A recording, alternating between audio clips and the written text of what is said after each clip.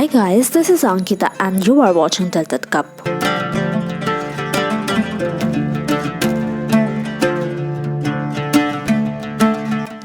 So আজকে হচ্ছে day 2 আর সকাল সকাল আমরা বেরিয়ে পড়লাম আমাদের ফার্স্ট সাইট সিন ডেস্টিনেশন, সেটা হচ্ছে নাহারগড় ফোর্ট। নাহারগড় ফোর্ট কিন্তু সিটির একটু আউটস্কার্টে, মানে আরাভালি হিলসের ওপর, তাই জন্য আমরা গাড়ি হায়ার করে আমরা চলে গেলাম আমাদের ফার্স্ট ডেস্টিনেশনে। পাহাড়ি রাস্তা দিয়ে যেতে যেতে জলমহলের ভিউটা কিন্তু খুব সুন্দর লাগছে। নাহারগড় ফোর্টের এন্ট্রি ফি হচ্ছে 52 পার পারসন। নাহারগড় ফোর্টের ভেতর রয়েছে ওয়্যাক্স মিউজিয়াম, শীশ মহল, যেটার জন্য আলাদা করে তোমাদের পে করতে হবে। সেই প্রাইস ডিটেলসটা আমি স্ক্রিনে মেনশন করে দেবো। শীশ মহল আর ওয়্যাক্স মিউজিয়ামে ফটোগ্রাফি নট অ্যালাউড, তাই জন্য কোনো ভিডিও করতে পারিনি।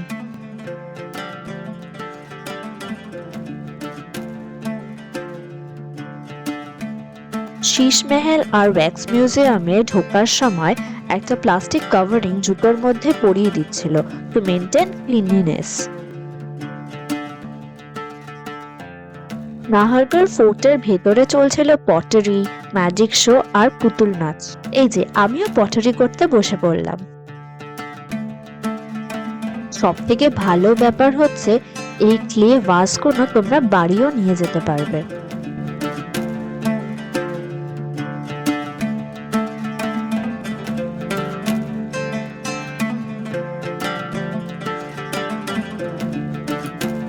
নাহারগড় ফোর্টের ভেতরে রয়েছে মান প্যালেস, বা যেটাকে বলা হয় মাধবেন্দ্র ভবন, যেটা তৈরি করেছে সবাই মাধো সিং। এই প্যালেসে রয়েছে সবাই মাধো সিংয়ের একটা ঘর আর তার 9টা রানীর জন্য 9টা ঘর।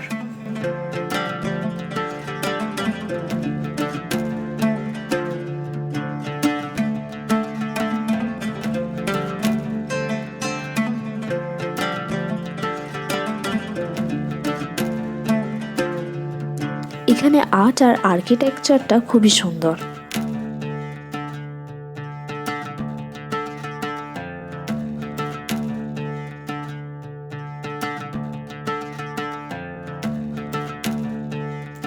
এখানে 9টা রানীর যে 9টা ঘর আছে তার সাথে রয়েছে bathroom as well as kitchen. এই প্যালেসটা এত ইন্টারেস্টিংভাবে বানানো যে ঢোকার সাথে সাথেই তোমাদের মনে হবে একটা গোলক ধাঁধার মধ্যে তোমরা ঢুকেছো।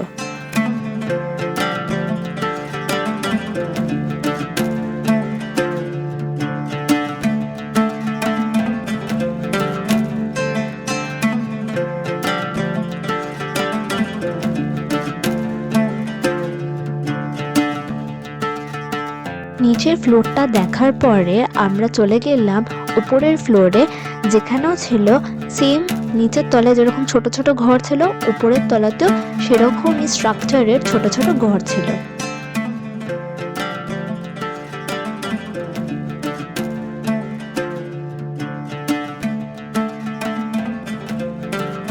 এখানে প্রত্যেকটা রুমের সাথে করিডোর কিন্তু লিংক করা আছে।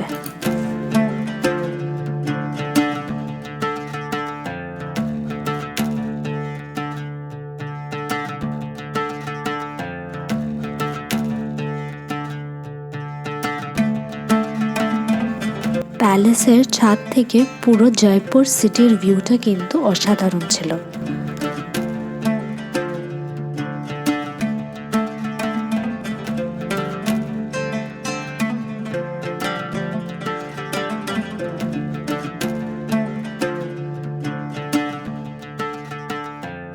নাহারগড় ফোর্ট দেখার পর আমরা চলে গেলাম দেখতে জয়গড় ফোর্ট। জয়গড় ফোর্টের এন্ট্রি ফি হচ্ছে 150 পার পারসন। জয়গড় ফোর্টে কিন্তু আর্মিজ ডিপ্লয় করা থাকতো, আর এখানে রয়েছে অনেক ধরনের ওয়েপন্স যেগুলো আগেকার রাজা এবং তাদের সৈন্যরা ইউজ করতো।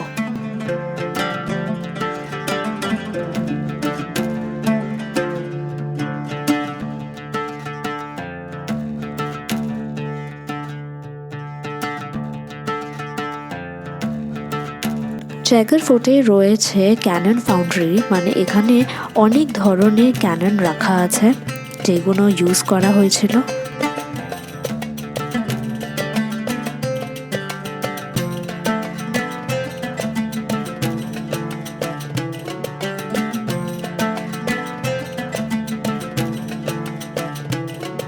জায়গার ফোর্ট থেকেই তোমরা খুব সুন্দর একটা ভিউ পেয়ে যাবে আমির ফোর্টের।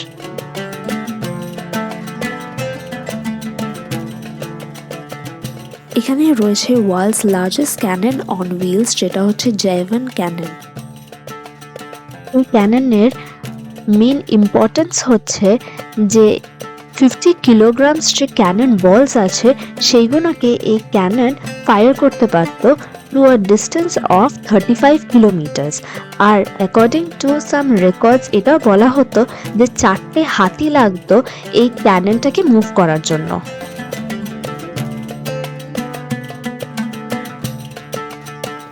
আমির ফোর্টের সামনে ছিল খুব সুন্দর একটা রেস্টুরেন্ট, যেখানে করলাম আমাদের লাঞ্চ, আর আমরা ট্রাই করলাম রাজস্থানের ফেমাস ফুড ডাল বাটি চুরমা।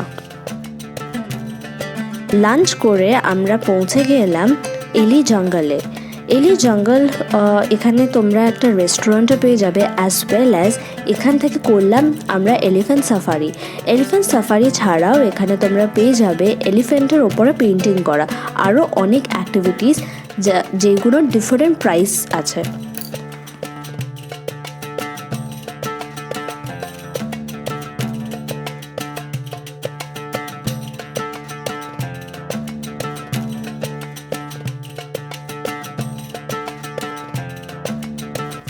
আমাদের এলিফ্যান্ট সাফারি করার পর আমরা চলে গেলাম দেখতে পান্না মিনাকা কুণ্ড।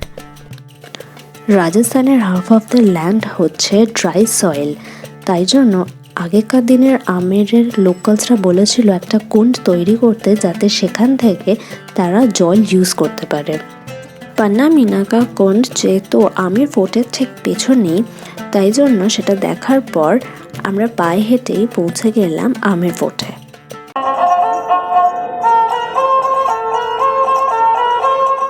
আমির ফোর্ট যেহেতু অনেকটাই বড় আর ডিটেলে তোমরা যদি বুঝতে চাও তাহলে তোমরা গাইড হায়ার করতে পারো।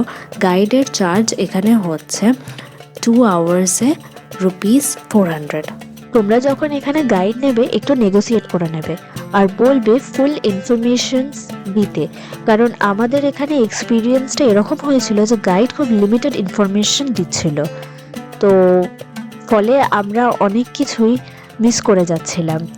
তো পরে লেটার অন ওনাকে বলার পর উনি ডিটেলভাবে বলছিলেন। আমির ফোর্টের এন্ট্রি ফি হচ্ছে 102 পার পারসন। আমির ফোর্টকে আম্বার ফোর্টও বলা হয়। 1592-তে এই আমির ফোর্টটা তৈরি করেছিলেন রাজা মান সিং। এই ফোর্টটা স্যান্ডস্টোন আর মার্বেল দিয়ে তৈরি করা হয়েছিল। এই ফোর্টে রয়েছে দিওয়ানে আম, যেখানে রাজা পাবলিকদের সাথে মিটিং করত।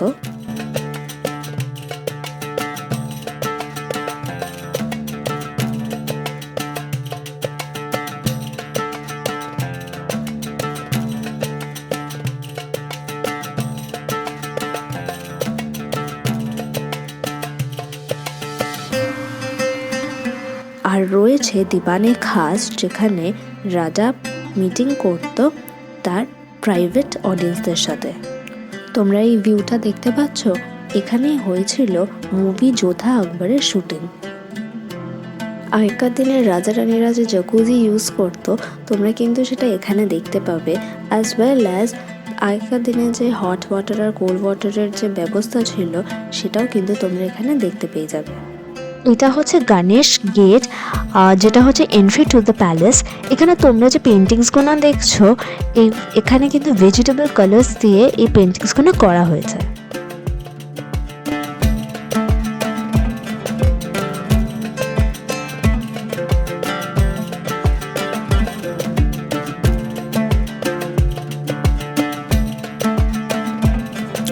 আমির ফোর্টের মধ্যেই রয়েছে শীষ মহল, আর এই শীষ মহলটা ছোট ছোট কাঁচের টুকরো দিয়ে কিন্তু তৈরি করা। শীষ মহলের মাঝখানে রয়েছে রাজার ঘর, আর তার দুই পাশে রয়েছে তার দুই রানীর ঘর।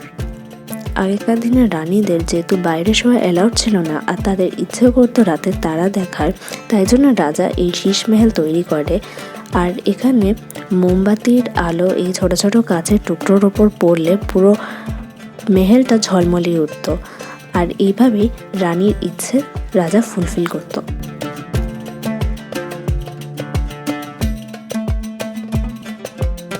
নেক্সট আমরা দেখলাম হচ্ছে সুখ মন্দির, যেখানে কিছু অ্যারোমেটিক গ্রাসের রুটস দিয়ে একটা স্ক্রিন তৈরি করা হতো আর যেটা জল দিয়ে ভেজানো হতো যাতে এই সুখ মন্দিরের যে রুমসগুলো আছে সেটা ঠান্ডা থাকতো। আর এইভাবেই রানীরা কিন্তু তাদের সামার ডেজ এনজয় করতো। এটা হচ্ছে তখনকার দিনের কড়াই যেটা রান্নার জন্য ইউজ করা হতো। এটা হচ্ছে তখনকার দিনের ফ্রিজ। আমের ফোর্ট দেখার পর আমরা দেখলাম হচ্ছে জলমহল। জলমহল দেখার জন্য কোনো এন্ট্রি ফি দরকার লাগে না। জলমহল মানসাগর লেকের উপর তৈরি করা হয়েছে। এই প্যালেসে 4টে ফ্লোর আছে, যেখানে একটাই ফ্লোর ভিজিবল, বাকি 3টে ফ্লোর জলের তলায়। আজকে আমার ব্লগটা আমি এখানে এন্ড করছি। তোমাদের সাথে দেখা হবে আরও একটা নতুন ব্লগে। Till then tata.